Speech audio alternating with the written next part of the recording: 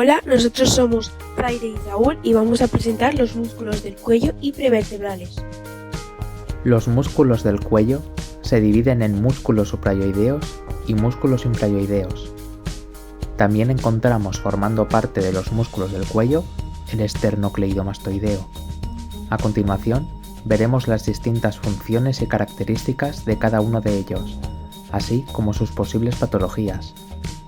Los músculos suprayoideos son aquellos que se encuentran por encima del hueso yoides y son los que podéis contemplar en la fotografía. Nosotros nos vamos a centrar en el estiloyoideo y en el digástrico anterior y posterior. El músculo estiloyoideo es un músculo pequeño y delgado. Tiene su origen en la apófisis estiloides. Se inserta en el cuerpo del hueso yoides y se inerva en el nervio facial. Su acción es elevar y retraer el hueso yoides. Una patología relacionada con el músculo estiloyoideo es el síndrome de Igel. Es una patología que se debe a la calcificación del ligamento estiloyoideo. Se caracteriza por una sintomatología dolorosa.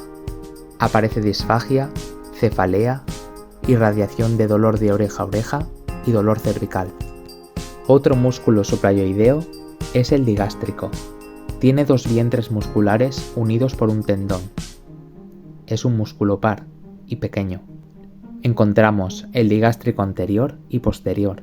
El origen del anterior es en la fosa digástrica de la mandíbula y el del posterior en la escotadura mastoidea.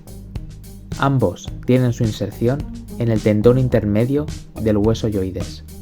La inervación del anterior es en el nervio miloyoideo, ramo del nervio alveolar inferior, y la inervación del posterior es en el nervio facial. La acción de ambos es descender la mandíbula, elevar el hueso yoides y fijarlo durante la deglución y el habla. El absceso digástrico se produce por una acumulación de pus en ambos vientres musculares. Puede dar lugar a infecciones y afectación del sistema inmune. Músculos infrayoideos son aquellos que se encuentran por debajo del hueso ioides. Esternoyoideo es el más superficial de los músculos de la región infrayoidea, plano y pareado. Su origen, manubrio del esternón y extremo medial de la clavícula. Inserción, cuerpo del hueso ioides. Inervación C1-C3 desde el asa cervical. Y su acción desciende del hueso ioides después de la deglución. Esternotiroideo, músculo ancho, plano y corto. Es la continuación del tiroideo. Su origen, cara posterior del manubrio del esternón. Inserción, línea oblicua del cartílago tiroides. Su inervación es C2 y C3 desde el asa cervical. Y su acción es desciende la laringe después de la deglución. Músculo tiroideo, músculo ancho y corto, es la continuación del esternotiroideo. Origen, línea oblicua del cartílago tiroides. Inserción, cuerpo y asta mayor del hueso ioides. Inervación C1 vía nervio hipogloso. Y acción, desciende el hueso ioides y eleva la laringe cuando el ioides está fijo.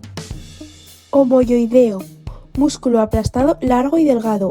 Origen, borde superior de la escápula cerca de la escotadura de la misma. Inserción, borde inferior del hueso ioides. Inervación C1 y C3 desde el asa cervical. Y su acción desciende, retrae y fija el hueso ioides. Una de las patologías más comunes relacionadas con los músculos infrayoideos es el bruxismo. Consiste en apretar de forma inconsciente la mandíbula y rechinar los dientes, produciendo el desgaste de los mismos. Puede provocar desgastes extremos y dolor en la musculatura mandibular y en la articulación temporomandibular. Otro músculo del cuello de especial importancia es el esternocleidomastoideo. Es un músculo robusto con dos cabezas y se encuentra en todos los planos. Tiene su origen en el manubrio del esternón y en el tercio medial de la clavícula. Se inserta en la apófisis mastoidea y mitad lateral de la línea nucal superior. Se inerva en la raíz espinal del nervio craneal 11 y C2-C3. Y su acción permite la flexión y la rotación de la cabeza. Una patología relacionada con el esternocleidomastoideo es la tortícolis. Esta es un tipo de distonía en que los músculos del cuello, particularmente el esternocleidomastoideo, se contrae involuntariamente y hace que se incline la cabeza. Los síntomas son movimiento limitado de la cabeza, dolor de cabeza y cervical y rigidez e hinchazón de los músculos del cuello. Músculos prevertebrales son aquellos músculos cuya insección proximal se encuentra en la cara anterior del hueso occipital y las vértebras cervicales, y su insección distal se halla en la superficie anterior de las vértebras cervicales y 3 primeras vértebras torácicas. Largo del cuello, también llamado músculo cervical, es largo y aplanado. Origen: cuerpos T1 y T3, con insecciones en los cuerpos de C4, C7 y apófisis transversas de C3, C6. Insección: tubérculo anterior del atlas y apófisis transversas de C4, C6 y cuerpos de C2, C6. Inervación: nervios espinales C2, C6 y acción: flexiona el cuello y permite una leve rotación. Tendinitis calcificante del largo del cuello. Es un proceso inflamatorio que se caracteriza por la presencia de calcificaciones al nivel C1-C2, pudiendo presentarse clínicamente con cervicalgia, odinofagia y disfagia. Largo de la cabeza. Es largo y aplanado, en la parte superior de la columna del cuello. Su origen: tubérculos anteriores de la apófisis transversas C3, C6. Insección: porción basilar del hueso occipital. Inervación: nervios espinales C2, C3. Y su acción: flexiona la cabeza. El recto anterior de la cabeza es un músculo largo y aplanado. Tiene su origen en la masa lateral del atlas. Se inserta en la base del hueso occipital anterior al cóndilo occipital. Se inerva en los nervios espinales C1 y C2. Su acción es flexionar la cabeza. El recto lateral de la cabeza es un músculo corto y aplanado. Tiene su origen en la apófisis transversa del atlas.